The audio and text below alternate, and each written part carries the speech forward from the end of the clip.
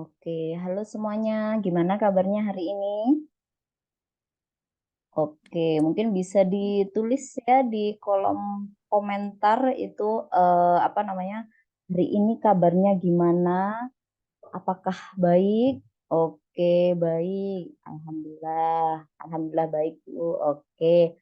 Banyak yang ini ya, apa namanya? Akhir-akhir ini itu banyak yang eh, agak drop gitu minggu lalu itu waktu perkuliahan. Jadi alhamdulillah kalau hari ini sudah sehat semuanya, sudah apa namanya dalam kondisi dan keadaan yang baik seperti itu. Oke, oke, hari ini sudah hadir di tengah-tengah kita yaitu Bapak Siswanto gitu yang hari ini akan memberikan pengetahuan, memberikan insight-insight yang baru mengenai apa namanya peran kimia organik di dunia industri, terutama di bidang pangan. Halo Pak Siswanto, apakah sudah hadir? Tadi sih sudah ya. Ya, Bu. Oke, oke, Alhamdulillah sudah hadir. Silakan untuk teman-teman mahasiswa yang tidak sedang berhalangan untuk menyalakan kamera atau on cam agar apa namanya Pak Siswanto dan juga Bu Ami di sini bisa melihat wajah-wajah cerah kalian seperti itu ya. Bisa melihat, oh ini toh yang apa namanya yang excited gitu. Siapa tahu nanti bisa ketemu secara langsung gitu ya dengan Pak Siswanto. Mungkin Pak Siswanto yang hadir ke kampus kita ataupun kita yang nanti bisa berkesempatan untuk kunjungan industri begitu ya Pak Siswanto? Bisa ya? Bisa. Oke. Em, Sebelum kita mulai kuliah tamu hari ini, mari kita sempatkan waktu sejenak untuk eh, berdoa agar kuliah tamu hari ini bisa berjalan dengan lancar. Berdoa sesuai agama dan kepercayaan masing-masing, dipersilakan.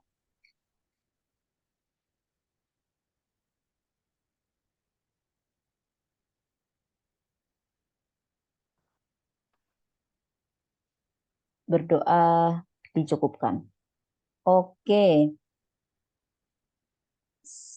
oke. Sebelum kita ke materi dari Pak Siswanto yang sangat menarik gitu ya. Saya mau bacakan sedikit mengenai Pak Siswanto ini. Pak Siswanto, keadaannya gimana? Baik ya? Sehat ya? Agak sedikit sakit. Waduh, nah ini. Yang lagi musim kayaknya. Ah iya, lagi musim ya. Pilek-pilek biasa Pak Bani. Iya, pilek-pilek, apa namanya, agak batuk-batuk dikit gitu ya. Eh, Minggu lalu itu juga banyak sekali mahasiswa apa namanya yang ya yang sakit, entah itu pilek, panas, pusing. Wah ini eh, silahkan dijaga gitu ya, apa namanya kondisinya masing-masing. Mungkin bisa dengan apa namanya mengonsumsi vitamin C atau mengonsumsi apa namanya imun booster gitu ya, biar atau juga bisa dengan makan makanan yang bergizi gitu. Jadi bisa bantu ngebus imun dari dalam. Oke. Oke, saya lama jadi apa namanya sedikit perkenalan ya sama dengan saya dengan Pak Siswanto ini adalah teman dari apa namanya teman S1 waktu kuliah di Universitas Airlangga gitu. Nah, kemudian apa namanya teman satu angkatan, teman satu kelas, teman ini juga waktu apa namanya belajar-belajar gitu ya, Pak Susanto. Jadi dulu ini apa namanya seangkatan gitu, Pak Siswanto ini selalu jadi mentor gitu karena apa namanya dianggap wah ini gimana ya Pak Siswanto gitu. Sekarang beliau sudah bekerja di, sebentar saya mau buka dulu CV-nya ya. Oke. Jadi Pak Siswanto ini dulunya adalah alumni S1 Kimia Universitas Airlangga sama seperti saya. Kemudian beliau juga waktu SMK, mohon maaf, SMK ini juga mengambil jurusan Teknik Kimia Industri seperti itu. Jadi apa namanya, sebelum masuk S1 Kimia itu sudah tahu apa itu Erlenmeyer, sudah tahu apa itu pipet Moore dan lain sebagainya. Berbanding terbalik sekali dengan saya yang masuk kimia itu nggak tahu apa itu pipet Moore, apa itu labu pemisah dan lain sebagainya kayak gitu. Oke, kemudian Pak Siswanto bekerja di PT Dunia Kimia Jaya seperti itu ya. Dari mulai apa namanya, menjadi staf QC di tahun 2016 sampai 2019. Kemudian beralih apa namanya, divisi menjadi R&D staff sampai tahun 2020. Kemudian menjadi R&D officer dari tahun 2021 sampai sekarang gitu. Nah, Pak Siswanto ini apa, domisilinya adalah di Gresik, Cerme tepatnya seperti itu. Jadi apa namanya, sudah sangat berpengalaman gitu ya di dunia riset, kemudian khususnya adalah bidang quality control dan juga R&D.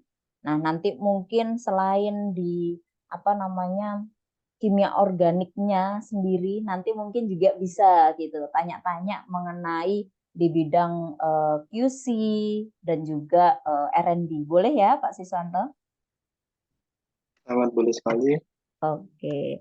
Eh tak usah lama-lama ya, langsung saja saya apa namanya, serahkan ke Pak Siswanto untuk memaparkan materinya. Monggo Pak Siswanto, waktu dan tempat kami persilakan. Ya, terima kasih Bu Ami atas kesempatan yang diberikan. Sebelumnya, Assalamualaikum warahmatullahi wabarakatuh. Salam sejahtera bagi kita semua. Pada kesempatan kali ini, saya diberi kesempatan sama Bu Ami buat sharing seputar. Sebenarnya kemarin itu agak bingung topik apa yang mau diberikan. Soalnya kalau benar-benar sesuai dengan bidang saya yang ada di tempat kerja saya itu bisa dibilang terlalu jauh. Soalnya kan sebenarnya saya spesifik di riset ya, spesifik di riset. Jadi ya justru benar-benar kimia banget gitu. Kemarin akhirnya saya sama Bu Ami sepakat kalau mau memberikan materi-materi yang cukup umum saja, yang cukup umum dan tepatnya ini tentang kimia organik di industri pangan. Oke, ini saya boleh diberi izin untuk share screen, Bu Ami?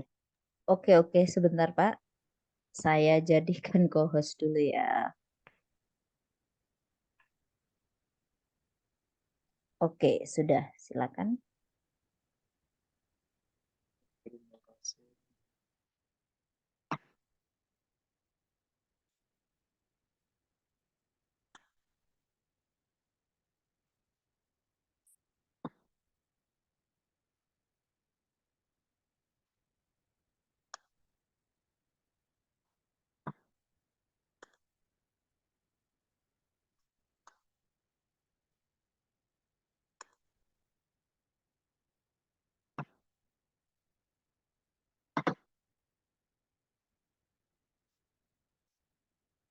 Sudah muncul ya?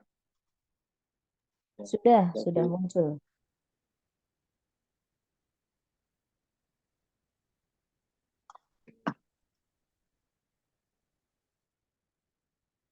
Tadi topik yang diberikan oleh Bu Ami pada saya tentang peran kimia organik di industri pangan. Tuh. Sebelumnya disclaimer dulu ya, soalnya bisa dibilang ini source-nya atau sumbernya itu bisa dari macam-macam, soalnya kalau sudah ke industri itu jarang sekali kita kita pedomannya pada buku, lebih banyak itu ke jurnal-jurnal ataupun paten. Jadi yang saya tulis di sini itu lebih banyak itu ya yang ada di pikiran saya terus saya tulis. Mungkin nanti bisa kalian cross check sendiri di internet. Sebelumnya, kalau ingin tahu kimia apa itu peran kimia organik di industri pangan, pastinya kita harus tahu dulu sebenarnya apa itu kimia. Kimia sendiri itu merupakan sebuah studi ilmiah, jadi dia mengikuti metode ilmiah yang mempelajari tentang komposisi, struktur, sifat materi, serta perubahan yang dialami materi selama reaksi. Dan di kimia sendiri itu umumnya ada lima, lima cabang ilmu kimia. Yang pertama itu kimia fisik, kemudian ada biokimia, kimia organik, kimia analitik, dan kimia anorganik. Umumnya saja kalau kimia fisik itu gabungan antara kimia dan fisika. Nah, kimia aja susah, apalagi kimia fisik ya. Kimia fisik itu yang dipelajari tentang fisiknya sebuah materi dan perubahan yang terjadi selama reaksi kimia. Terus untuk yang biokim berarti gabungan biologi sama kimia. Jadi di biokim nanti kita mempelajari seperti DNA dan lain-lain sebagainya, mikroorganisme. Jadi ini kimia yang berhubungan dengan organisme itu. Terus ada kimia organik. Kimia organik sendiri itu kimia yang dibahas atau yang ruang lingkupnya itu senyawa berbasis kimia karbon. Jadi senyawa-senyawa karbon, karbon C itu karena C itu istimewa, jadinya luas sekali cakupannya, bisa membentuk senyawa macam-macam dan ada bilang sendiri yang kimia organik itu. Kemudian ada kimia anorganik. Kimia anorganik ini pokoknya kimia yang bukan kimia organik gitu. Jadi senyawa-senyawa lain, jadi dari 110 unsur kimia itu di tabel periodik itu pokoknya senyawa yang bukan C itu masuk golongan senyawa anorganik. Biasanya di sini ada pembahasan tentang kristal, sarubafi, mineralogi dan sebagainya. Terus yang terakhir kimia analitik. Jadi kimia analitik ini bisa dibilang analisa analisa kimia. Jadi untuk mengetahui bahan ini itu bagaimana cara menghitung jumlahnya dalam sebuah komponen itu bisa dipelajari di ilmu kimia.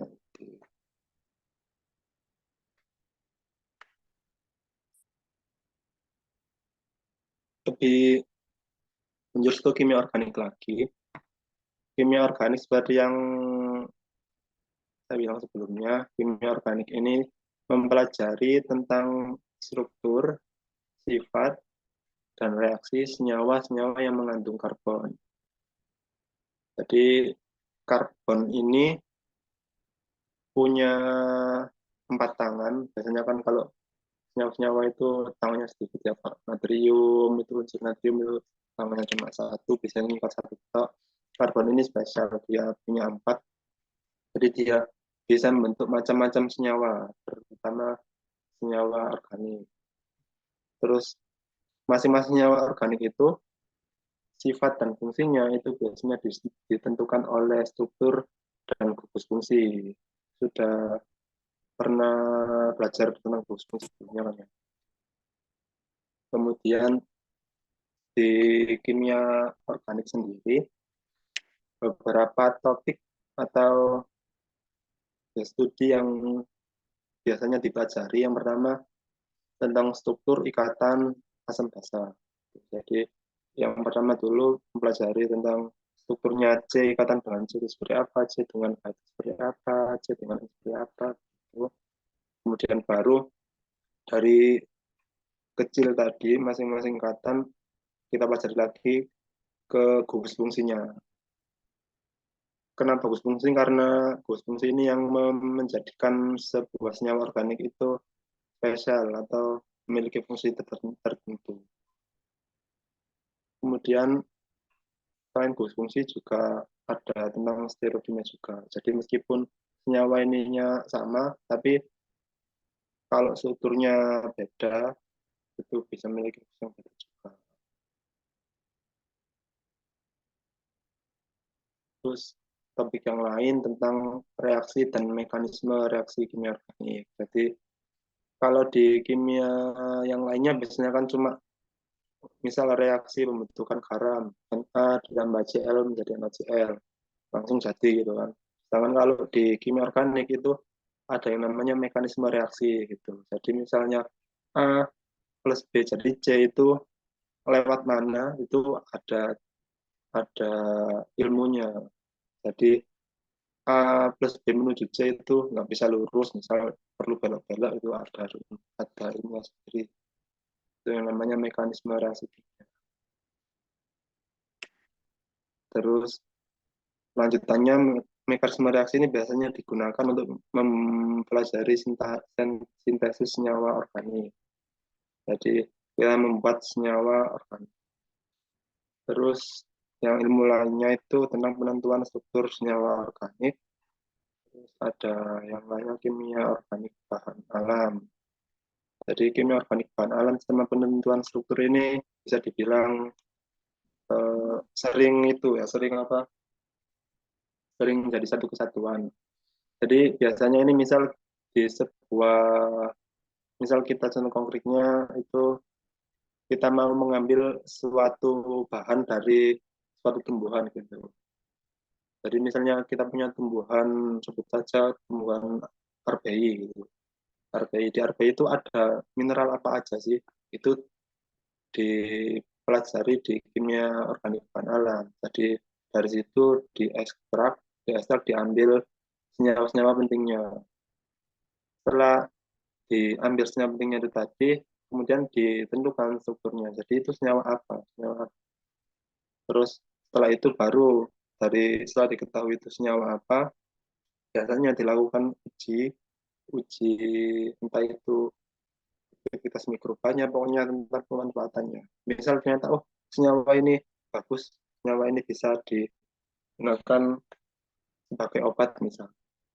Kan, tapi tidak mungkin juga kan misal kita mengekstrak semua bahan dari tumbuhan, itu kan membutuhkan waktu yang lama, apalagi kalau misal tumbuhannya bukan tumbuhan yang tanaman atau tumbuhan yang ada banyak.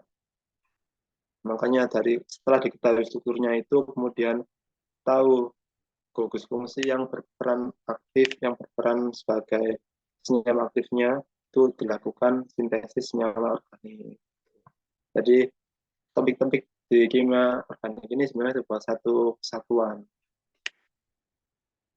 yang yang itu tadi tidak bisa, yang susah untuk dipisahkan aplikasinya. Terus yang terakhir ini kimia polimer. Jadi kayak pembuatan plastik, pembuatan karet, ban, jadi tekstil juga itu sebenarnya juga termasuk bagian kimia organik. Jadi karena C itu bisa menangkap C yang lainnya, jadi C itu bisa membentuk sebuah ikatan yang sangat panjang yang dinamakan kimia polimer itu tadi.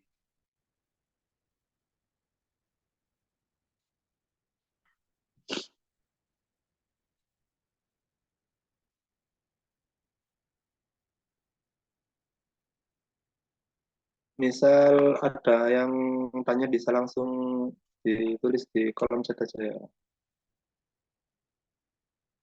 Oh, itu di kolom chat juga Bu Ami sudah memberi banyak.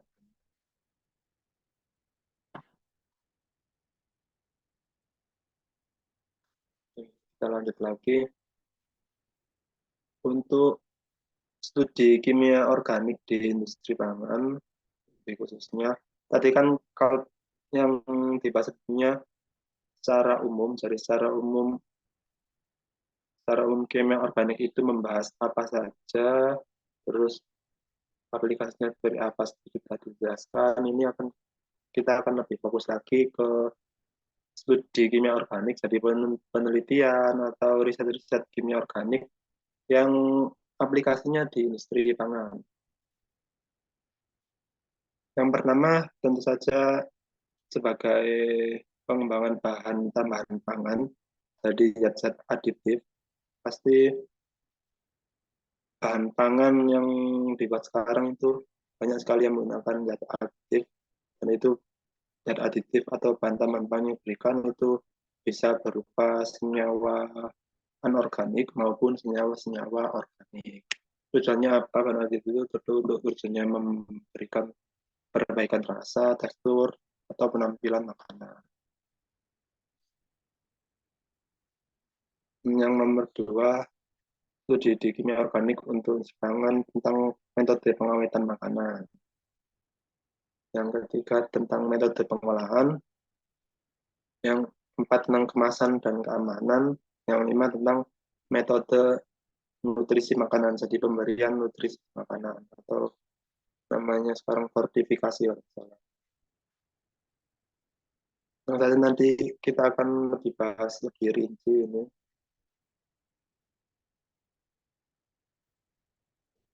Yang nomor satu tadi,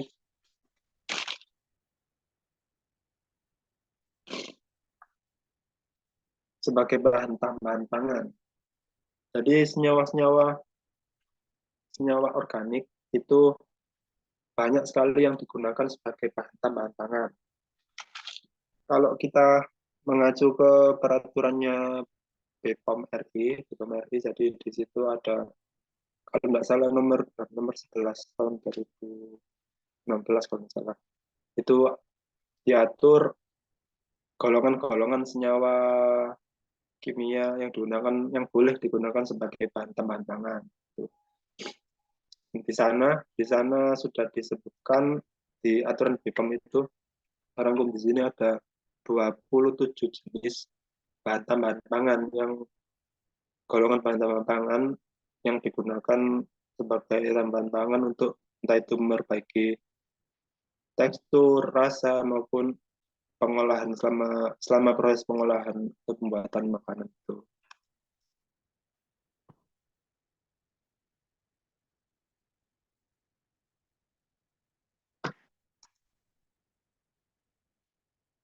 Ini dari 27 golongan bahan tambahan pangan itu semuanya itu ada bahan kimia, bahan atau senyawa-senyawa organik, kecuali yang nomor 4 sama nomor 6 ini, karena ini bahan pengarbonasi itu cuman yang diizinkan cuma CO2 saja. Terus untuk gas untuk kemasan juga hanya gas CO2 dan nitrogen saja. Sedangkan 1 sampai 27 yang lainnya itu semuanya pasti ada bahan kimia atau senyawa organiknya di situ. Jadi bisa dibilang senyawa organik ini ya perannya sangat besar di untuk bahan tambahan pangan. Kenapa ya? Karena mungkin mungkin bisa dibilang pangan kan merupakan bahan-bahan organik ya. Jadi cocoknya untuk bahan tambahan pangan juga merupakan senyawa organik juga. Dari sekian banyak ini golongan-golongan bahan tambahan pangan, ada beberapa contoh yang mungkin kalian familiar. Nah, ini contoh-contoh bahan tambahan pangan yang merupakan senyawa organik. Ini ada asam askorbat atau vitamin C. Ini fungsinya sebagai antioksidan. Jadi beberapa makanan itu bisa busuk kalau terpapar sama oksigen, atau bisa rusak jika terpapar oksigen. Itu biasanya digunakan antioksidan ini untuk ya menjaga dia agar tidak cepat mengalami suka. Mekanisme kerjanya kalau untuk antioksidan ini biasanya jadi oksigen yang harusnya menyerang ke makanan itu dia akan menyerang ke asam askorbat ini gitu. Jadi bahan makanannya itu bisa jadi tidak terpapar oksigen karena oksigennya semuanya sudah diambil sama sama antioksidan tersebut. Kemudian ini ada salah satu jenis pengawet yang namanya asam benzoat. Mungkin kalau di kalian lihat di biasanya di saus-saus tomat atau saus tomat yang biasanya pakai ini asam benzoat karena memang saus tomat kan agak-agak itu gimana gitu ya. Termasuk karena ada pengawetnya asam benzoat. Lalu ini yang ya ini senyawa paling penting di dunia kalau menurut saya ini adalah MSG, penguat rasa, saya bilang micin. Nah, ini digunakan untuk ya sebagai penyedap rasa. Terus ini ada pemanis, sakarin. Kalau nggak salah sakarin ini bisa sampai 500 kali manisnya gula normal.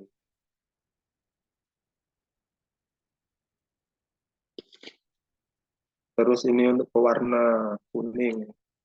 Warna kuning itu biasanya menggunakan pewarna tartrazin.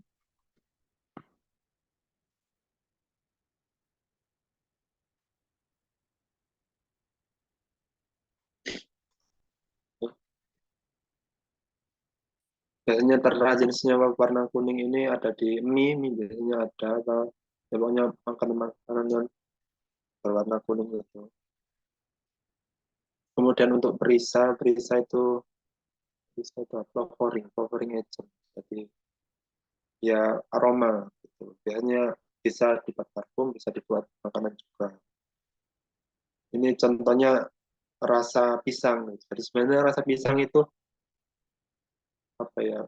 Mayoritasnya itu dari isoamil asetat gitu. Jadi bahan jadi aroma pisang itu disebabkan terutamanya karena ada ini senyawa isoamil asetat. Nah ini tahu dari mana? Jadi dulu itu memang apa bisa bisa diekstrak mungkin aroma pisang diekstrak itu menghasilkan lebih banyak senyawa isoamil asetat. Tapi memang benar sebenarnya kalau untuk soal perisa atau aroma itu sebenarnya nggak mutlak satu senyawa. Jadi harus ada campuran senyawa lain itu untuk membentuk aroma yang identik atau sesuai yang diinginkan.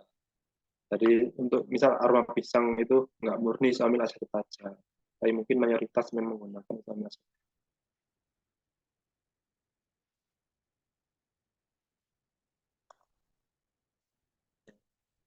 Jadi setelah tadi itu tentang bahan tambahan pangan, jadi riset-riset atau bahan tambahan pangan yang menggunakan senyawa organik. Ini yang nomor dua, peran kimia organik itu di metode pengolahan makanannya. Jadi pembuatan makanan itu beberapa proses itu menggunakan senyawa organik. Dan studi yang terkait ini itu biasanya studi tentang enzim. Jadi enzim itu digunakan untuk dalam sebagai proses produksinya.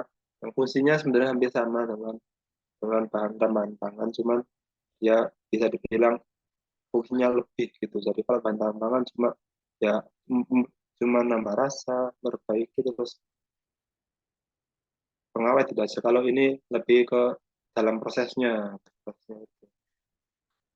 Karena enzim ini bisa dibilang dari makhluk hidup ya, jadi hasil metabolismenya mikroorganisme atau makhluk hidup, jadinya dia bisa apa, bisa berperan secara aktif di makan produksi makanan itu tadi. Misalnya di pembuatan roti, roti itu kan digunakan ragi juga kan bukan mikroorganisme. Sekarang ada riset lagi kalau membuat roti sama keju itu nggak cuman dari mikroorganisme tadi, tapi langsung kita menggunakan enzimnya. Terus selain riset tentang enzim untuk pengolahan makanan juga ada itu apa, ekstrak nutrisi untuk meningkatkan nilai makanan. Jadi pengembangan metode ekstraksi. Contohnya ini, misal sari kunyit, sari temulawak, dan lain sebagainya, sari cair, semuanya metode untuk mengekstrak itu metode yang biasanya digunakan di kimia organik. Terus seperti yang sebelumnya, jadi bahan pangan kan ada banyak macamnya, termasuk itu termasuk aroma atau perisa lagi. Nah, itu biasanya ada riset juga di R&D-nya perusahaan makanan itu membuat produk makanan dengan rasa yang unik gitu. Dari rasa yang nggak biasanya itu biasanya perlu riset di bidang kimia organik. Di kimia organik khususnya di situ tadi. Contohnya ini Oreo. Ada Oreo yang itu kan apa, normalnya kan Oreo ya gitu. Tapi ini mereka sempat buat edisi terbatas Oreo orang rasa semangka. Itu kan untuk membuat rasa itu perlu riset ilmu di bidang kimia organik, terutama di tentang tadi flavoring agent mengenai rasa.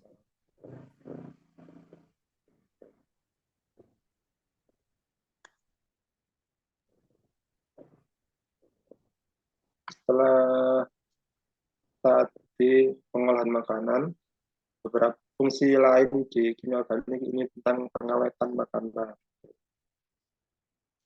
Sebenarnya konsepnya makanan bisa basi itu biasanya bisa basi atau busuk itu biasanya karena ada bakteri, jamur, oksigen atau mikroorganisme lain yang merusak makanan itu. Nah, beberapa peran kimia organik di pengawetan makanan itu membuat senyawa, bukan membuat sih, ya bisa membuat maupun mengekstraksi senyawa antimikroba. Jadi seperti yang contoh awal dari sebelumnya, senyawa antimikroba itu banyak sekali ada di alam gitu. Jadi di tumbuhan maupun di hewan itu ada. Terus biasanya itu dilakukan ekstraksi, jadi ekstraksi bahan alam tadi, terus dari bahan alam yang diperoleh tadi itu bisa dilakukan identifikasi ya, atau penentuan seperti oh itu senyawa apa sih yang menyebabkan dia bisa bekerja sebagai antimikroba. Kemudian dari diperoleh senyawa tadi, jika memang keberagaman hayatinya melimpah, jadi misal tumbuhan itu ada banyak sekali, itu bisa dilakukan ekstraksi langsung ataupun dilakukan sintesis senyawa yang mirip senyawa tersebut yang memiliki aktivitas antimikroba yang sama. Endingnya bisa digunakan sebagai pengawet makanan. Terus selain tentang senyawanya mengawetkan itu tadi, juga ada tadi tentang delivery system. Jadi bagaimana senyawa atau zat antimikroba sebenarnya nggak khusus untuk antimikroba juga ya. Pokoknya senyawa-senyawa tertentu itu bisa efektif waktu diberikan ke apa, ke bahan makanan atau ke senyawa lain yang mau kita terapkan fungsinya gitu. Dan ini biasanya itu contohnya itu misal kapsul gitu ya. Kan ada obat, ini nggak di makanan, sebelumnya di obat, obat kan ada yang bentuknya kapsul, ada yang bentuknya tablet. Gitu. Nah, maksudnya dari sistem ini kan ada obat yang langsung langsung masuk, langsung semuanya itu semua apa terserap semuanya di tubuh. Tapi ada obat yang bagusnya itu pelan-pelan gitu. Jadi obat yang bagusnya pelan-pelan terserap oleh tubuh. Jadi nggak langsung semuanya itu dicerna. Nah, itu yang dimaksud resisten. Jadi bagaimana suatu senyawa itu di delivery delivery ke penerima gitu. Jadi kalau memang itu butuhnya langsung semua berarti langsung dilakukan. Tapi kalau misal butuhnya perlahan-lahan, nah itu yang biasanya di riset. Biasanya kalau riset kimia organik itu menggunakan membran untuk riset tadi. Terus selain senyawanya, delivery sistemnya juga untuk pengawetan makanan mengetahui tentang mekanisme pembusukan. Jadi busuknya sebuah makanan itu dari apa gitu. Misal dari oksigen berarti ya kita perlu mencegah oksigen. Misal dari panas panas berarti kita harus wadahnya nggak boleh kena panas dan sebagainya. Itu juga beberapa riset yang dilakukan.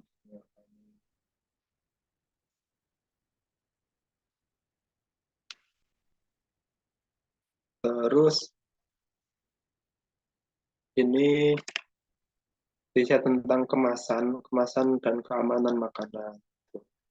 Jadi beberapa riset di kimia organik itu mungkin sekarang lebih umum itu contohnya plastik biodegradable. Ini kan jadi isu besar di dunia kalau plastik itu bahaya karena nanti bisa menyebabkan mikroplastik masuk ke air tanah maupun ke laut dan mencemari lautan terus ke bawah ke mikroorganisme nanti bisa masuk ke manusia. Nah sekarang kan sudah banyak sekali plastik-plastik yang biodegradable itu juga termasuk riset di kimia organik. Kemudian ini kalau tadi di pengawetan kan antimikrobanya lebih ke arah senyawa yang dimasukkan ke makanan. Ini antimikrobanya itu ada di polimernya gitu. Jadi di polimer yang digunakan untuk kemasan itu ada antimikrobanya. Jadi kemasan itu bebas dari mikroba. Jadi mikroba nggak bisa masuk maupun ada yang keluar gitu. Kemudian juga ada riset namanya barrier material gitu. Jadi kemasan packing itu bisa mencegah gas maupun uap air itu untuk keluar dari makanan gitu. Nah, yang terakhir ini ujungnya dari ketiga riset tadi itu berupa aktif dan intelligent packing gitu. Jadi packing kemasan itu bisa aktif dalam arti dia interaksi dengan makanan, entah itu dia menyerap suatu zat menyebabkan pembusukan atau mencegah mencegah agar tidak ada zat mencegah pembusukan itu masuk gitu. Yang dimana aktif. Sedangkan yang intelligent packing ini dia bisa ngasih tahu ke konsumen gitu. Jadi waktu dilihat oh di packingnya ini ada keterangan kalau oh senyawa ini makanan ini sudah tidak cocok makan sudah busuk gitu itu ada packing seperti itu. Mungkin contoh konkretnya ini bisa dilihat di video ini ya, ya share video tentang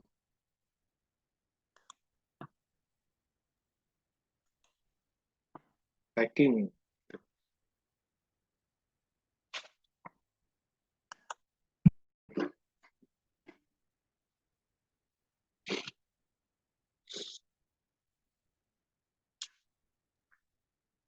Apa memang nggak ada suaranya ya, Pak Siswanto, videonya? Nggak muncul ya suaranya ya. Iya, Muncul. mungkin perlu diklik, ada yang perlu diklik biasanya, share Di sound mana? gitu. Iya, Oh iya. iya. Ya.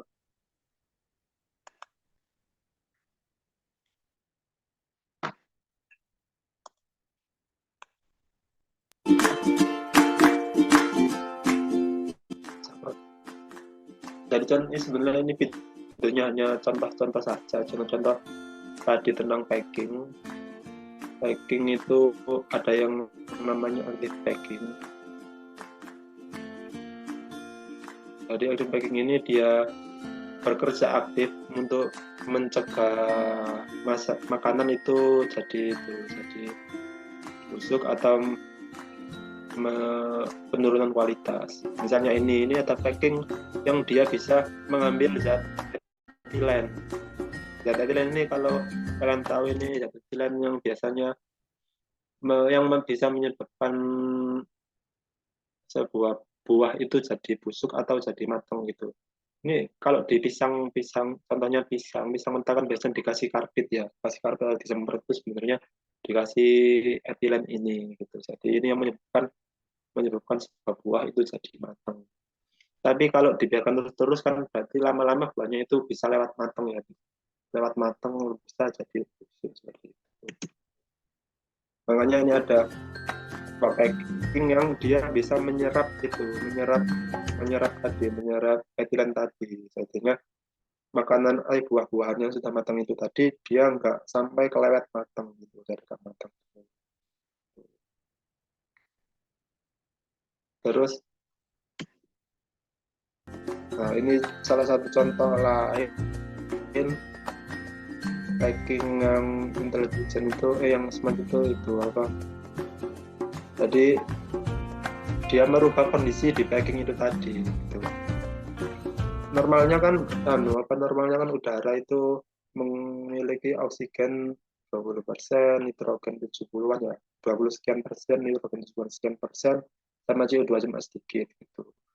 Nah, jadi itu sebenarnya kondisi kondisi lingkungan normal yang bisa menyebabkan itu mempercepat pembusukan gitu.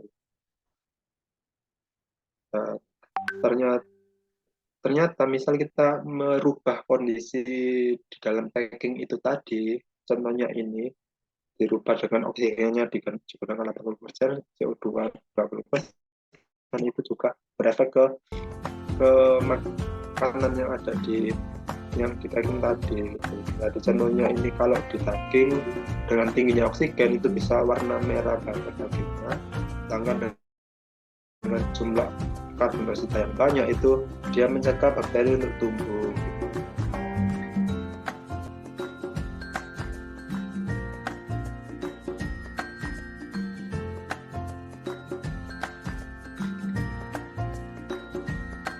Ya begitu.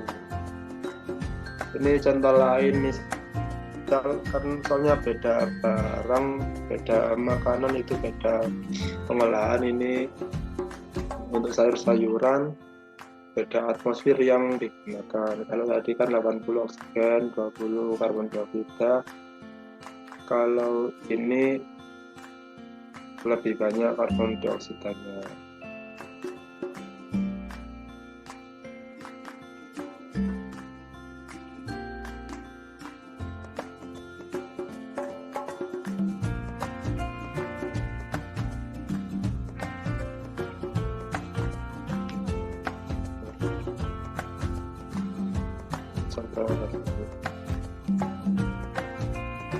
Itu contoh yang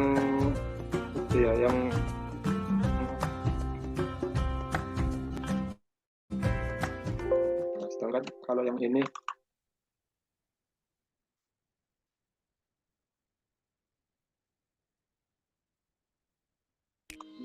itu smart packing gitu.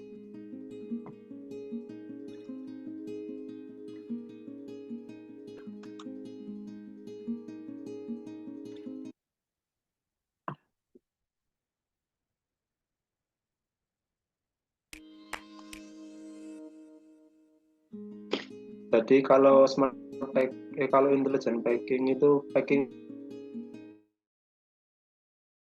ini bisa memberitahu ke di dalam itu masih bagus apa enggak gitu. Jadi kalau ini dia menggunakan label, jadi label ini bisa berubah warna. Kalau misal dia sudah masih bagus itu warnanya seperti tadi, kalau ini dia berubah jadi warna ungu gitu kan. itu tadi contoh packing.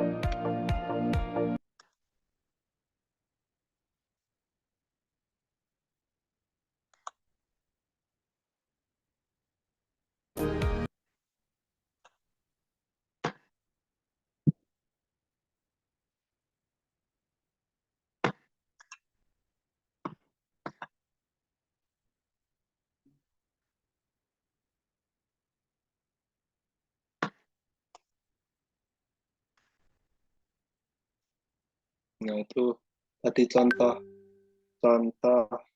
itu tadi contoh riset tentang kemasan.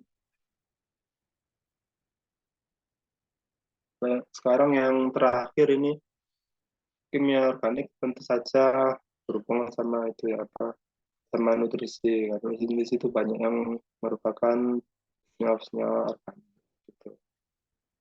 Jadi kalau riset tentang nutrisi di makanan organik itu biasanya itu terutama tentang bahan tambahan pangan gitu. Jadi bahan tambahan pangan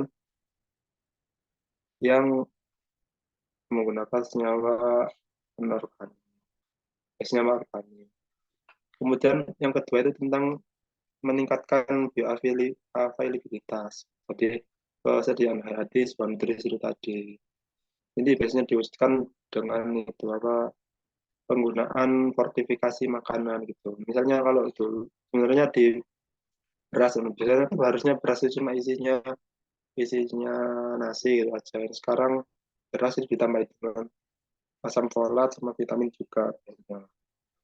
Terus juga minyak gitu, minyak goreng sekarang kan juga banyak minyak goreng menyebabkan ada vitamin A-nya itu.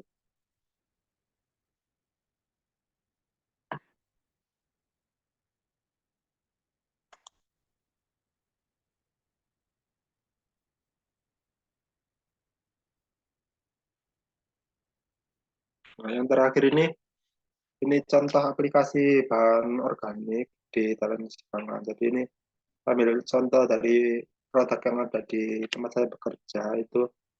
Jadi sebuah senyawa organik bisa saja memiliki banyak fungsi di industri pangan. Contohnya ini, jadi mungkin ada yang tahu ya ini kan vaselina petroleum jadi minyak vaselina itu. Terus ini mineral oil ini biasanya digunakan untuk baby oil. Terus ini wax atau lilin ini juga wax tapi yang bentuknya granul gitu. Nah, sebenarnya ini bahan-bahan ini itu ada yang food grade juga gitu.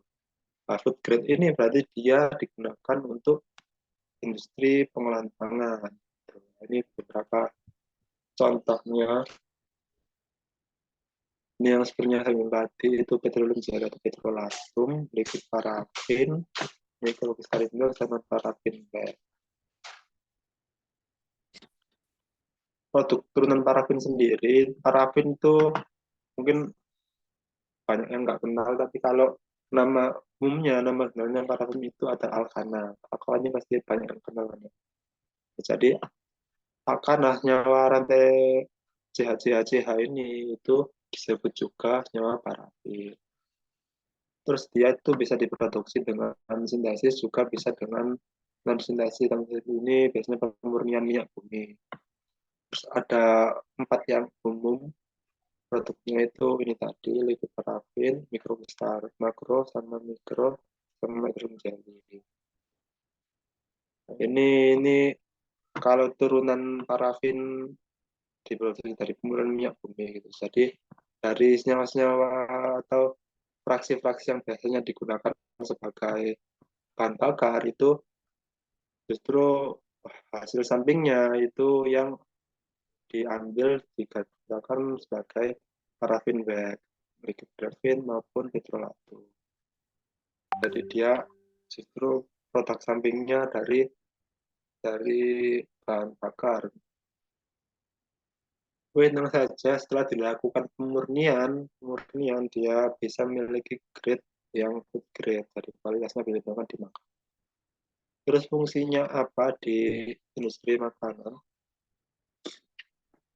Parafin ini terutama yang paling banyak itu digunakan di packing gitu. Karena sifatnya lilin maupun minyak itu kan nggak bisa, dia takut air kan, dia bisa membuat sebuah packing itu kedap gitu.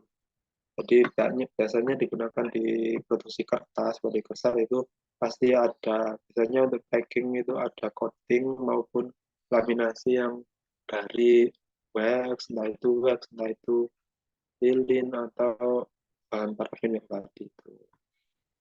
Dan di packing ini juga digunakan di industri pengolahan unggas gitu. Di Indonesia ini jarang, nggak ada kalau setahu saya, tapi di luar negeri terutama di daerah di China itu kan banyak sekali itu kan ya apa bebek gitu. Jadi bebek kan di andalannya sana itu bebek kalau yang dikemas secara baik itu untuk proses pembersihannya itu menggunakan parafin ini.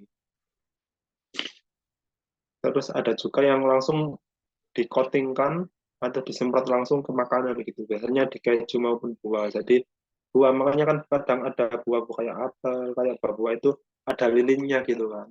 Ini sebenarnya dari micro wax maupun parafin wax yang grade-nya memang grade makanan gitu. Terus yang terakhir ini biasanya digunakan sebagai release agent atau pelumas di peralatan pembuatan makanan. Contohnya misal permen karet maupun industri permen kan lengket gitu ya. Jadi dia biar dia nggak lengket ke mesin itu biasanya mesinnya dikasih ini release agent tadi, dikasih minyak parafin itu tadi.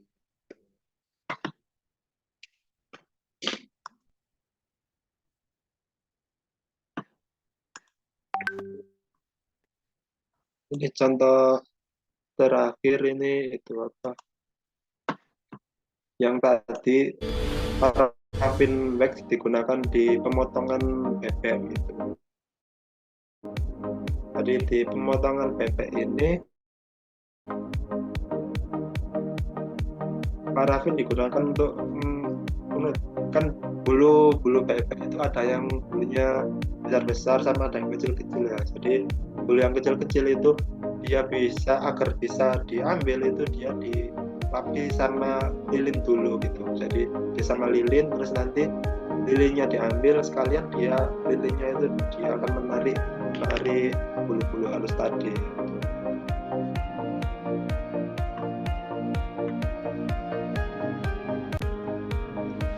Nah, ini bebeknya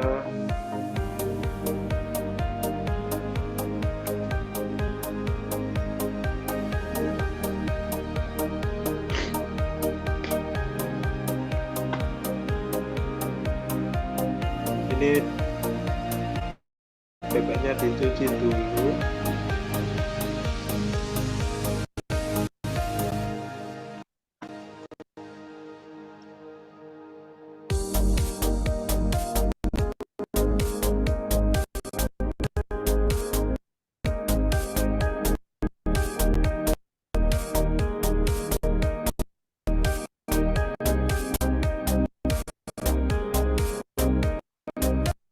Itu bulu-bulu yang besar-besar ini biasanya langsung dicabut pakai mesin.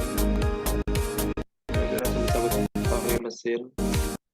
Sedangkan sisa bulu yang halus ini kan ada bulu-bulu yang harus juga yang masih masih ada sisa bulu ini itu di waxing jadi dia dimasukkan ke wax tadi, dimasukkan ke lilin ini bawah ini lilin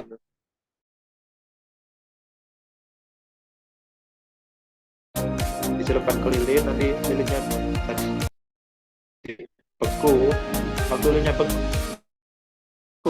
waktu dia ditarik itu dia otomatis mengambil bulu-bulu halusnya juga.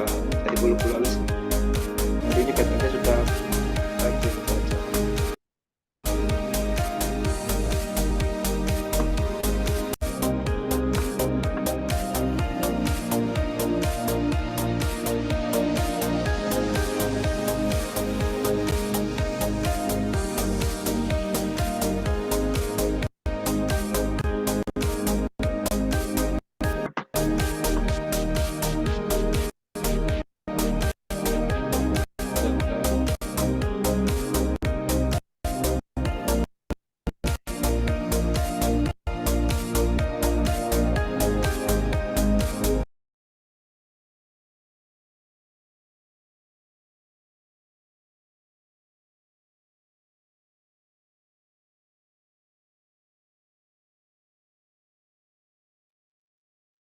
Wah, sepertinya Pak Siswanto terpental ini. Oke. Oh, oh, ternyata ini baru ngubungin, laptopnya mati, baterainya habis gitu ya. Kita tunggu bentar gitu ya. Apa namanya untuk Pak Siswanto balik lagi. Oke. eh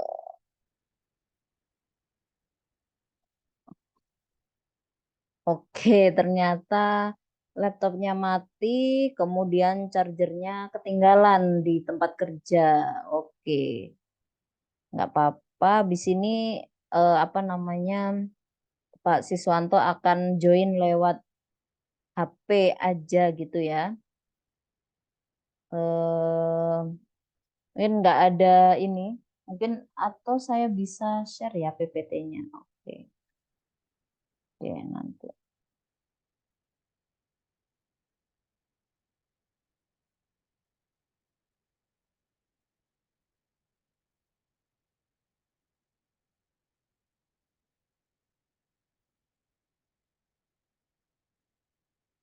Oke, kalau dari apa namanya tadi yang sudah disampaikan oleh Pak Siswanto, ada yang mau ditanyakan, bisa langsung ditanyakan ya, baik di kolom komen ataupun apa namanya bisa raise hand. Jadi nanti bisa langsung tanya ke apa namanya Pak Siswanto dengan cara raise hand, kemudian apa namanya eh, bisa menyampaikan secara langsung apa yang akan ditanyakan kepada Pak Siswanto seperti itu.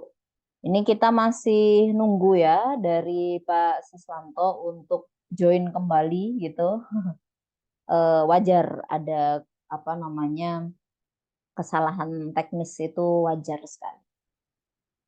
Oke, ada yang mau ditanyakan mungkin sambil kita nunggu Pak Siswanto. Tadi sangat ini ya, sangat banyak sekali insight-insight baru apa namanya di bidang kimia organik itu ternyata luas sekali gitu. Untuk di bidang pangan tadi kita sudah melihat bahwa bisa digunakan pada bahan tambahan pangan, ya kan? Siapa nih yang sudah ikut kuliah bahan tambahan pangan, ya kan? Banyak sekali apa namanya bahan tambahan pangan yang digunakan di bidang pangan, misalnya tadi asam benzoat, kemudian monosodium glutamat atau MSG, yang kata Pak Siswanto adalah senyawa paling penting sedunia, gitu ya.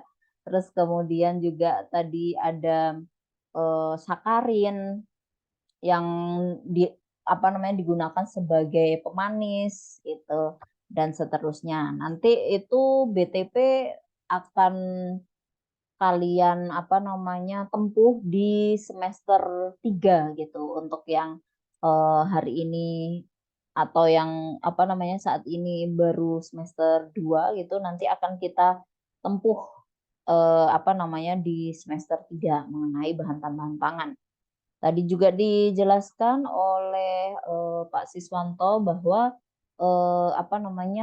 bidang kimia organik ini itu juga eh, peranannya ada pada packaging gitu ya, ada aktif packaging, ada intelijen packaging, kemudian pada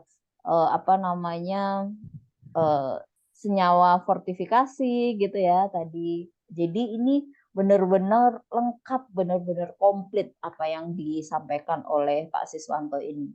Kemudian tadi juga lihat video-video gitu ya tentang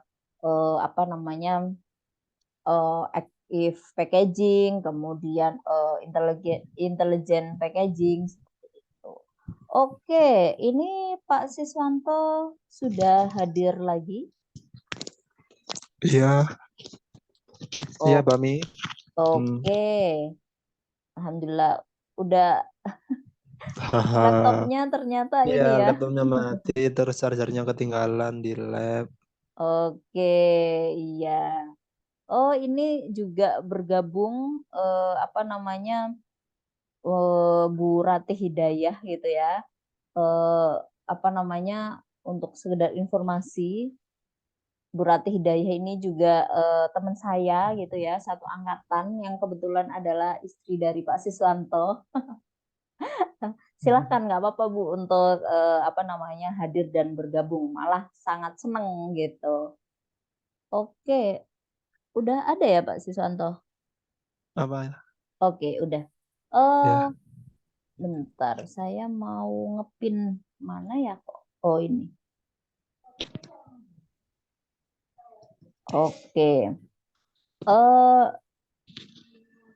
ada yang mau disampaikan lagi Pak Siswanto atau kita langsung masuk ke Q&A atau tanya jawab? iya kayaknya bisa langsung masuk ke tanya jawab. Soalnya tadi presentasinya juga sudah selesai kan ya. Oh gitu, Hmm. oke. Tadi sudah dijelaskan panjang lebar gitu ya mengenai peran kimia organik gitu. Silakan kalau teman-teman mahasiswa mau bertanya bisa raise hand atau bisa diketik di kolom komentar seperti itu. Tadi saya juga mengajukan pertanyaan gitu ya, di kolom komentar. Gugus fungsi apa aja yang kalian ketahui gitu. Karena memang Hmm. di semester 2 ini sudah mempelajari mengenai gugus fungsi di kimia organik gitu. Di situ sudah dijawab Hmm. ada aldehid, keton, alkana, kemudian ether, asam karboksilat, kemudian ester, amina. Nah, ini apa ya? Mungkin beberapa dari teman-teman mahasiswa itu Pak Siswanto apa namanya eh, masih bingung gitu. Karena ya memang di awal kimia organik itu kan sebagai pondasi ya sebenarnya untuk Betul. mempelajari bidang pangan ke depannya gitu. Jadi masih aduh struktur kimia dari asam karboksilat gitu. Kemudian bedain aldehid sama keton gitu. Nah, itu mungkin bisa diceritakan juga Pak Sisanto mengenai eh, apa namanya eh, kimia organik ini terutama di bidang QC dan R&D karena tadi ini ya juga belum tersampaikan gitu ya lebih ke secara luas di bidang pangan gitu. Kalau di QC sama R&D bagaimana ya Pak Siswanto? Oh, ya terima kasih Bu Ami. Kalau kimia organik di kisi R&D ya, kalau di tempat saya yang pernah saya riset itu tadi jadi apa? Yang pernah saya riset itu tentang packing itu tadi. Itu jadi beberapa customer dari perusahaan kami itu bergerak di bidang packing gitu. Dan yang dipakai di mereka itu packing yang dilaminasi dengan parafin wax itu tadi gitu. Jadi kalau titik beratnya di riset yang menggunakan kimia organik, sebenarnya kalau riset ini benar-benar tergantung itu ya apa, tergantung fokusnya perusahaan tersebut gitu. Misal ada perusahaan yang memang produksinya itu barang-barang bahan-bahan organik ya, tentu risetnya berkaitan dengan bahan organik. Tapi kalau misal produksinya bahan-bahan yang nggak ada hubungan sama organik juga susah untuk organik itu masuk. Contoh lain selain packing tadi itu di itu juga apa di apa namanya pembuatan karet gitu, pembuatan karet atau ban. Jadi ban itu kenapa kok bisa awet kena panas, kena hujan itu terus itu karena salah satu aditifnya itu ada yang namanya anti ozonan gitu, anti ozonan. Nah, itu juga termasuk senyawa organik dan termasuk turunan dari parafin wax itu juga gitu. Jadi kenapa saya kok dari tadi nyebut parafin wax karena memang untuk posisi saya di tempat kerja saya itu apa produk utamanya itu turunan dari parafin dan aplikasinya sendiri memang luas sekali termasuk di itu tadi di entah itu di packing, di ban itu juga. Bahkan tadi ada yang di pemotongan unggas juga kan. Tuh. Itu Oke, sih sudah? Atau ya mau cukup ditambahin lagi Pak Siswanto? sudah. Oke. Nah, itu ya apa namanya jadi di apa namanya tempat kerja Pak Siswanto itu mengembangkan gitu ya parafin wax itu tadi. Eh Pantesan gitu. Tadi ini ya apa namanya ada apa ya banyak yang menyangkut dengan parafin wax. Salah satunya adalah pada apa namanya penghilangan bulu-bulu pada bebek seperti itu ya. Saya baru tahu itu Pak Siswanto kalau apa namanya setahu saya ya, wax itu digugakan untuk apa namanya kecantikan gitu. Biasanya untuk menghilangkan bulu-bulu pada kaki atau pada tangan seperti itu. Nah, ternyata ini juga bulu-bulu pada unggas gitu. Nah, ini hal yang baru juga gitu bagi saya maupun mungkin bagi teman-teman mahasiswa di sini gitu. Aplikasinya maksudnya apa ya? Sampai apa sampai pada unggas gitu. Saya pikir itu apa namanya kalau penghilangan bulu itu ya menggunakan cara yang ya dengan di apa namanya rebus seperti itu kemudian juga digunakan pemanasan seperti itu ternyata juga parafin digunakan di sini. Oke, eh selanjutnya ada ini pertanyaan yang masuk, tapi mungkin malu mungkin ya, jadi nggak apa-apa. Saya aja yang menanyakan langsung kepada Pak Siswanto gitu ya. Nah, tadi kan disebutkan ya bahwa parafin itu digunakan di banyak apa ya, di banyak aspek gitu ya. Salah satunya adalah pada apa namanya, unggas gitu. Tadi juga disebutkan ada untuk pelapisan buah gitu ya. Nah, itu kan banyak beredar ya di apa TikTok atau di Instagram Reels gitu yang buah-buah seperti buah apel itu ada apa namanya kayak dikikis. Nah, ini loh ada lilinnya gitu. Terus kemudian juga apa namanya pastinya pada saat apa namanya unggas itu di wax dengan parafin wax itu juga kemungkinan ada residu yang tertinggal di apa namanya unggas tersebut. Nah, apakah apa namanya parafin wax tersebut itu aman apabila tertelan atau termakan oleh konsumen? Bagaimana Pak Siswanto? Silakan dijawab. Oh iya, terima kasih Wira. Bu Ami ya. Oh sekarang namanya Bu Ami ya. Heeh. Ya, dulu waktu cerita saja dulu waktu di kampus itu panggilnya Bu Ira soalnya. Oh iya. Iya. Iya, makasih pertanyaannya. Jadi memang umumnya kan gitu ya. Jadi termasuk saya juga. Jadi saya sebelum masuk ke tempat kerja saya ini juga mengira, oh lilin kok dimakan gitu kan. Lilin kan biasanya dibuat penerangan gitu. Tapi kok ini dimakan. Ternyata memang nggak semua lilin itu bisa dimakan gitu. Tapi ada lilin yang memang sudah food grade gitu. Jadi kalau di tempat saya ini contohnya aja di tempat saya itu memang ada wax yang memang grade-nya itu grade technical itu ada dan memang untuk aplikasinya pun ya aplikasi ke seperti tadi apa ke ban dan sebagainya itu tadi. Tapi memang ada wax yang itu grade-nya juga memang sudah food grade gitu. Dan food grade ini ya nggak main-main juga gitu. Jadi benar-benar ada aturannya wax seperti apa yang masuk food grade. Terus ya kalau udah masuk ke food kan bisa dibilang aturannya ketat sekali kalau di Indonesia ini.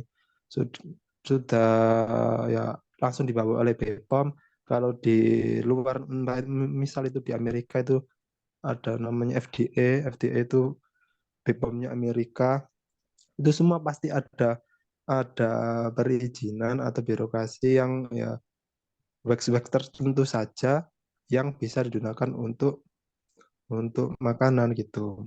Dan tenang saja sebenarnya yang membedakan antara wax yang food grade dengan tidak itu ada di impuritiesnya gitu. Jadi wax yang sudah food grade itu berarti dia tidak ada impurities sama sekali. Jadi tidak ada zat yang zat pengotor yang berbahaya bagi kesehatan gitu. Terus waxnya sendiri gimana? Apakah boleh dimakan? Meskipun nggak ada impuritiesnya kan ya. Kan nggak ada impurities. Yang bikin bahaya kan impuritiesnya. Misal ada logam beratnya atau ada senyawa apa yang menyebabkan yang mengganggu kesehatan. Sedangkan waxnya sendiri sebenarnya waxnya kan cuma rantai lurus alkana saja gitu. Dan rantai lurus alkana itu apa benar-benar senyawa yang tidak reaktif gitu. Jadi dari semua golongan hidrokarbon yang paling nggak reaktif adalah alkana gitu. Apalagi wax ini itu termasuk alkana yang rantainya panjang. Jadi sekitar 30 gitu. Jadi C30-an. C30-an. Jadi kalau dia masuk ke dalam tubuh ya dia lewat gitu aja, lewat aja di pencernaan. Dia nggak bisa bereaksi dengan apa-apa, nggak nggak diserap tubuh juga, jadi ya kayak serat aja gitu. Jadi dari masuk ke mulut langsung turun gitu aja. Itulah kenapa kok dia digunakan sebagai bahan tambahan makanan gitu. Soalnya ya dia sebenarnya ke tubuh kita itu bukan termasuk nutrisi yang bisa dicerna dan nggak ngapa-ngapain di tubuh kita juga gitu. Jadi dia hanya bahan pembantu entah itu diproses maupun di di pangannya itu tadi gitu. Jadi tenang saja, misal ya selagi kita belinya itu entah itu beli buah atau apa itu di apa di tempat yang bagus dan bermerek juga, bisa ditelusur dia itu aman tidaknya. Kalau wax dimakan itu bisa gitu, boleh boleh banget kok wax dimakan. Cuman ya emang nggak ngasih nutrisi apa apa aja gitu. Oke begitu. Oke, berarti kalau misal kita beli apel gitu ya, itu bisa ya langsung dimakan dengan dicuci doang gitu, nggak perlu Iya, sampai dikerik gitu. nggak harus. Tapi ya amannya kan memang dicuci. Sebenarnya kalau dicuci kan nggak cuma ngilangin waxnya aja ya. Kalau waxnya mungkin ya wax gak apa-apa, tapi kan ya nggak tahu selama perjalanan itu ada apanya gitu. Justru wax itu cuma membantu biar apelnya itu nggak kemasukan sesuatu gitu. Iya, Itu sih. oh iya. Berarti dicuci saja itu cukup ya, apa namanya Hmm. teman-teman. Jadi tidak perlu sampai direbus gitu. Ada loh Pak Eh, Siswanto di ini apa konten-konten apa Justru sayang TikTok, ya. eh, di konten-konten Nutrisinya kan hilang kalau direbus. makanya di konten-konten TikTok, di konten-konten Reels itu apa namanya direbus gitu buah. Saya juga kaget, hah? Buah direbus gitu. Maksudnya kayak apa ya?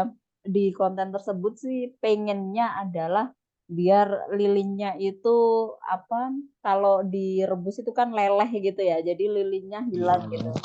Tapi saya mikir, nah kalau direbus ya jadinya buah rebus itu. Iya. Ada-ada aja emang. Padahal kan ya itu apa ya? Ya untuk mengawetkan ya kan Pak Iya. Susanto untuk Betul an- loh. antimikroba gitu ya. Iya. Iya, oke. Jadi apa ya? Dikirainnya sama kali ya dengan lilin yang dipakai kalau lagi mati lampu itu, Mbak Sisanto. Iya. Mungkin. Ya, padahal itu jelas berbeda gitu. Yang satunya Mm-mm. ada apa namanya tulisan food grade-nya gitu. Cuman tulisan food grade aja beda jauh ternyata ya. Apa namanya satunya bisa dimakan, satunya nggak boleh gitu kalau lilin yang untuk mati lampu itu. Oke, ada yang mau langsung bertanya mungkin kepada Pak Siswanto, mumpung ini ada orangnya gitu. Nanti kalau apa namanya sudah nggak ada, biasanya bakal kangen gitu. Jadi silakan untuk raise hand kalau apa namanya ada yang mau ditanyakan secara langsung kepada Pak Siswanto. Oke, ini juga apa namanya saya sih yang bertanya Pak Siswanto. Apa namanya tadi kan ini ya untuk pengaplikasian kimia organik itu di bidang apa ya di bidang pangan itu kan sangat luas gitu ya. Apa namanya apa sih maksudnya gimana ya? Eh, Teman-teman ini tuh banyak yang apa ya kayak aduh bu susah kimia organik disuruh namain senyawa-senyawa gitu ya mungkin di SMA-nya atau SMK dulu belum dapet gitu materi tentang apa namanya kimia organik terutama yang spesifik gitu. Nah eh, apa namanya saya kenapa tadi kok apa ya menggali gitu untuk kimia organik di bidang industri pangan ini karena ya agar oh ternyata kimia organik itu apa namanya sangat berguna loh gitu untuk di bidang apa namanya atau untuk pada saat kita nantinya bekerja gitu. Jadi bukan hanya ngapalin, oh ini aldehid, oh ini keton, tidak hanya itu gitu. Eh, Kalau menurut Pak Siswanto bagaimana? Oh iya.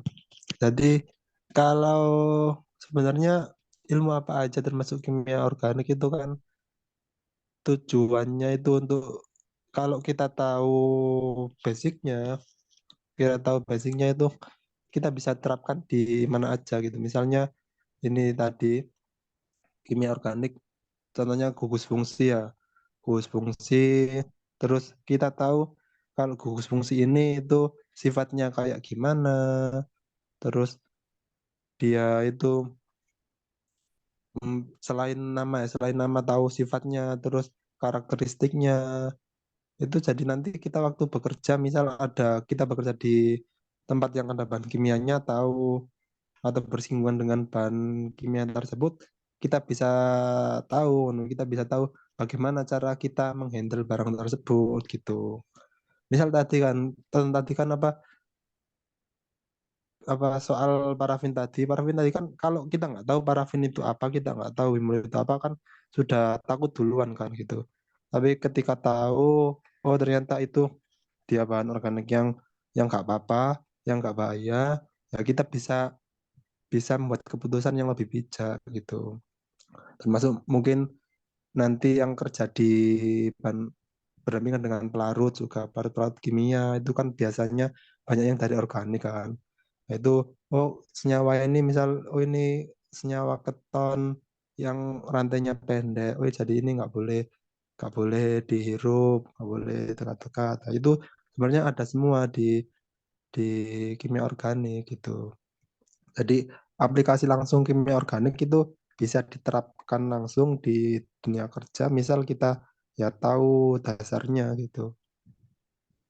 Itu sih jadi buat ilmu untuk ngambil ngambil keputusan yang lebih bagus lah gitu.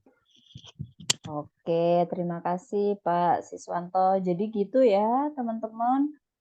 Apa namanya, kalau kita mau apa namanya, mau ngambil keputusan yang lebih bijak gitu. Misal, oh ini keton, cara penyimpanannya gimana? Nah, sesimpel itu gitu, sesimpel itu. Oh ini alkohol gitu.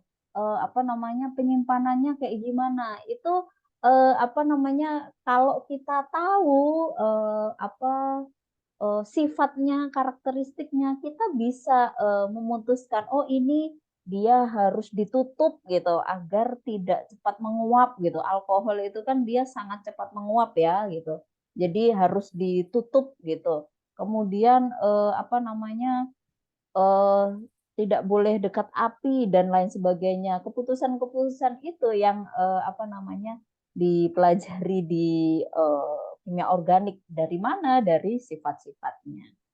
Oke, ada lagi ini Pak Siswanto juga tidak bisa apa namanya eh, tidak bisa ngomong langsung gitu ya. Nah ini apa namanya ingin menanyakan mengenai tips belajar kimia organik gitu agar terus berkesinambungan gitu.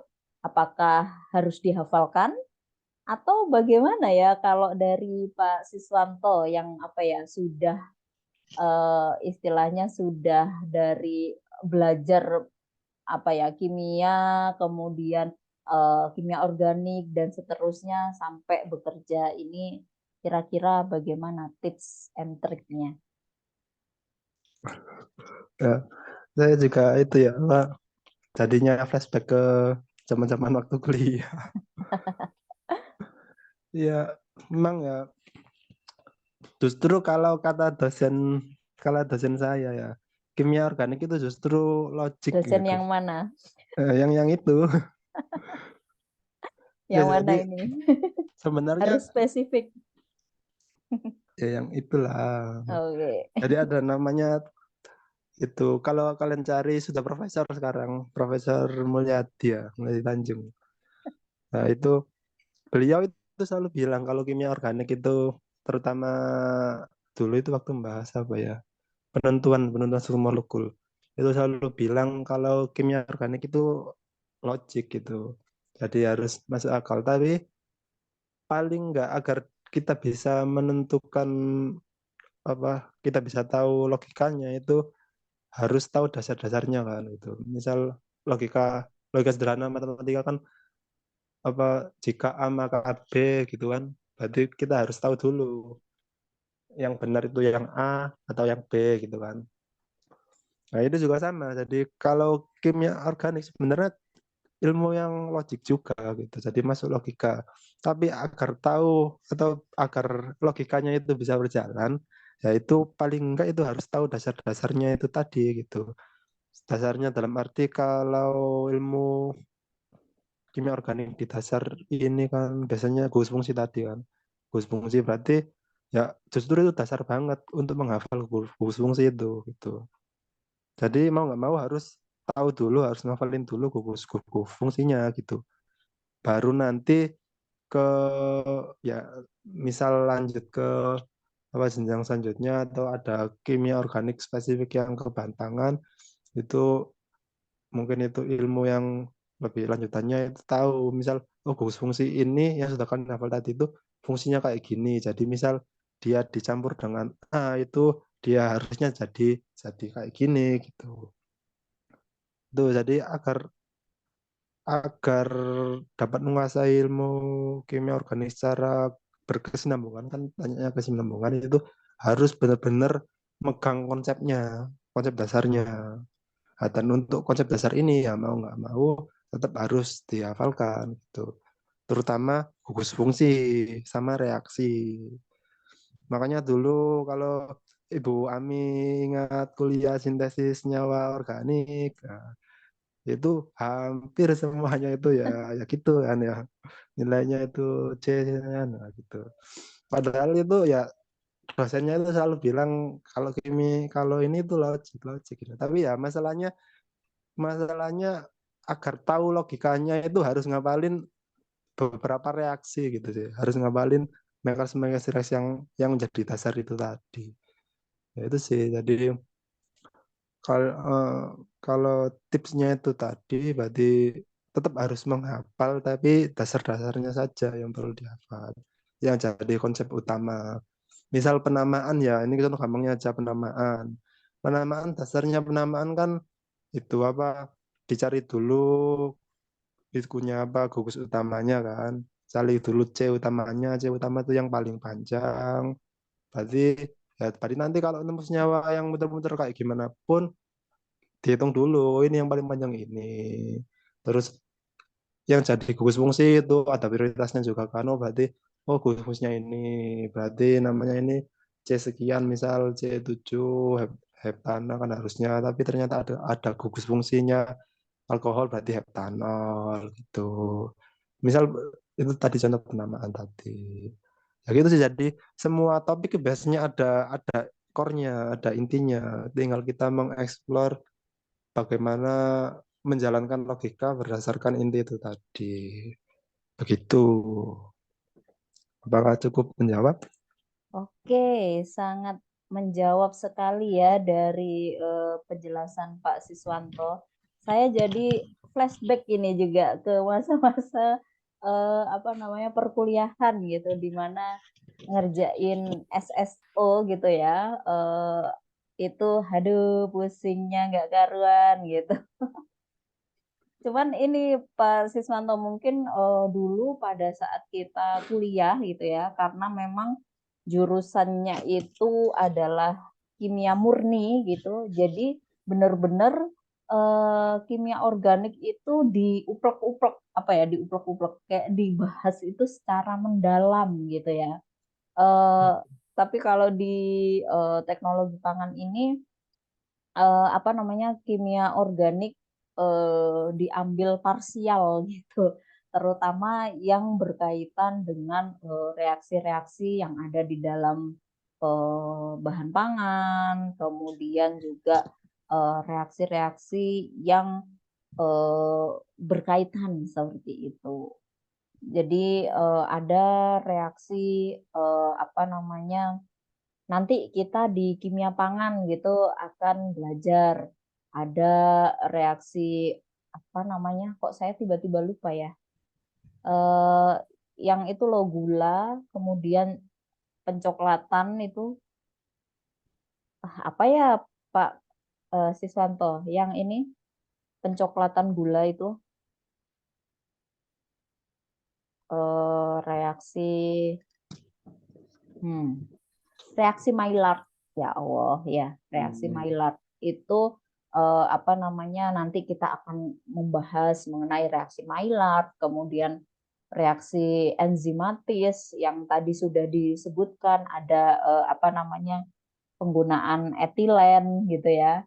Terus tadi juga sudah disebutkan oleh Pak Siswanto mengenai ya apa namanya, ada core-nya gitu dari apa namanya, kalau mau belajar tadi dicontohkan apa namanya, kalau penamaan aja itu ada rantai utamanya yang mana dulu gitu. Di kimia organik juga saya kan selalu bilang ya, kalau apa namanya, bagian penamaan gitu, rantai utamanya yang mana gitu. Karena yang paling panjang yang mana gitu. Nah, itu baru bisa ditentukan nanti itu dia apa namanya, yang mana yang jadi cabang seperti itu. Kadang sering kelewatan Pak Siswanto untuk apa namanya, cabangnya itu karena apa namanya, kadang cabangnya kelewatan untuk penamaan itu, kadang ada yang apa namanya, bukan salah ya, eh, yang rantai utama yang mana ya gitu, keliru menentukan rantai utamanya gitu. Jadi yang apa namanya, perlu diperhatikan yang rantai utama yang mana, yang paling panjang gitu ya. Meskipun itu yang paling panjang itu muter-muter gitu ya, ke bawah gitu, terus ke samping dan seterusnya. Nggak harus lurus-lurus aja gitu yang paling panjang. Oke, ada yang eh, mau bertanya lagi kepada Pak Siswanto? Oke. Eh, atau Pak Siswanto ada yang mau ditambahin mengenai apa namanya tadi penjelasannya? Cukup sepertinya, Bami. Oke. Em, kalau sudah cukup, sepertinya mahasiswa juga ini apa namanya, nggak tahu ini, nggak mau, malu-malu Pak Siswanto untuk langsung ngomong. Kurang tahu deh kenapa ini. Biasanya juga ngomong langsung ngomong, mungkin karena apa namanya, belum ketemu secara langsung mungkin ya dengan Pak Sisanto. Mungkin kapan-kapan bisa diagendakan ketemu secara langsung biar lebih apa ya, biar lebih ya, lebih oh ini orangnya Pak Siswanto gitu. Oh ternyata apa namanya, sangat ramah ya kalau ketemu secara langsung gitu. Kalau di ruang Zoom mungkin kelihatan apa namanya, berbeda dan seterusnya gitu mungkin. Jadi agak ada rasa-rasa takut salah ngomong dan lain sebagainya gitu. Oke, semoga nanti kita bisa bertemu secara langsung ya Pak Siswanto. Saya juga pribadi itu saya sampai lupa gitu ya, kapan terakhir kita ketemu. Pas nikahan. Oh, astagfirullah, iya sih, tapi pas ini tahun Pas. lalu. Aduh. Saya mikirnya kapan ya sampai lupa gitu. Sebelum itu kayaknya lama banget ya, Lama nggak banget. ketemu. Iya, lama banget. Benar. Bertahun-tahun kayaknya nggak ketemu. Terus ketemu tahun lalu, itu pun karena ada acara ya, itu acara nikahan gitu. Kayaknya kalau nggak ada acara, kayaknya nggak ketemu nih. Nah, oke. Eh, oke, karena mahasiswa, teman-teman mahasiswa sepertinya sudah cukup pertanyaannya gitu ya, Pak Siswanto. Terima kasih. Sebelum kita akhiri, monggo Pak Siswanto untuk memberikan statement terakhirnya. Statement terakhir seputar apa ya, Bami? Biasanya apa? Statement terakhir terkait apa namanya, atau kesimpulan deh dari apa namanya, materi hari ini. Boleh Oh kesimpulan, ya. boleh apa namanya, pesan, boleh. Oh iya. Dari secara umum sebenarnya nggak melulu soal kimia organik ya. Jadi ini mungkin juga pesan buat kalian yang masih mahasiswa dari bapak-bapak yang sudah bukan mahasiswa lagi. Jadi ilmu apapun itu, entah itu kimia organik, entah itu apa gitu, itu paling tidak itu kalian perlu ngambil inti atau core-nya tadi itu. Dan itu pasti pasti nanti bisa diaplikasikan ke kehidupan gitu.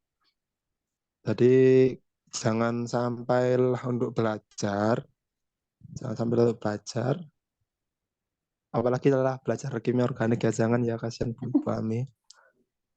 Ya jadi ambil ambil pelajaran apa aja terus ya cobalah dikait-kaitan dengan kehidupan langsung gitu. Jadi pasti ada kaitannya dan ada aplikasinya gitu. Itu aja sih mungkin terakhir dari saya tadi. Sudah Oke, kali.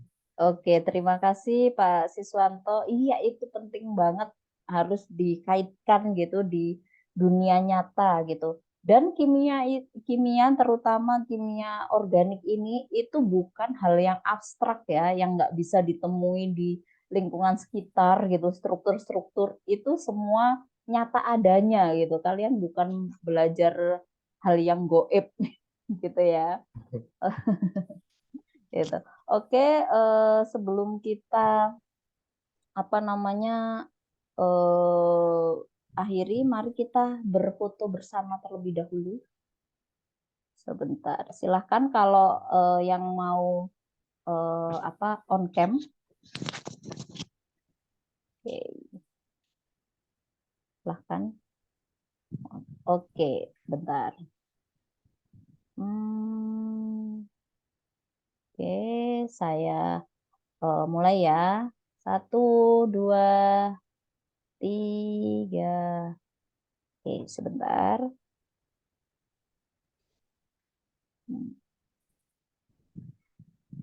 Oke, sekali lagi. Oke, 1, 2, 3. Oke.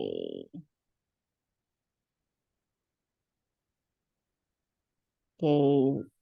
Terima kasih banyak Pak Siswanto atas materi hari ini, insight-insight-nya, apa namanya, pengetahuannya dan juga pengalamannya sangat apa ya, sangat berguna sekali gitu, terutama apa namanya tadi yang di bidang parafin bisa dipakai di unggas gitu, itu jujur saya sendiri juga baru pertama kali tahu gitu.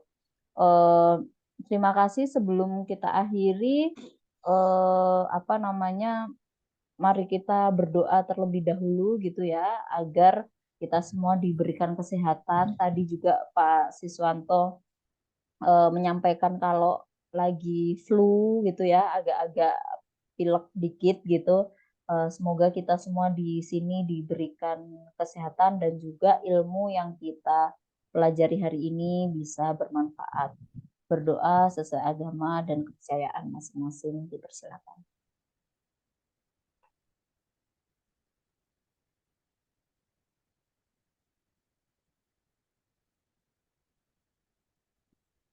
Berdoa dicukupkan. Terima kasih atas kehadiran dan juga partisipasi teman-teman mahasiswa dan juga terutama Pak Siswanto dan ada ini beberapa apa namanya tamu gitu ya, ada Bu Ratih gitu yang apa namanya hari ini juga bisa hadir gitu. Terima kasih yang kami sampaikan kepada Pak Siswanto. Kami akhiri. Wabillahi taufiq wal hidayah. Wassalamualaikum warahmatullahi wabarakatuh.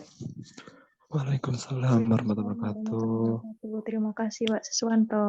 Oke. Ya, sama-sama. Ya. Semoga ini bukan yang terakhir ya. Nanti bisa lagi ya Pak Siswanto. Iya, siap. Oke. Terima kasih. Dadah.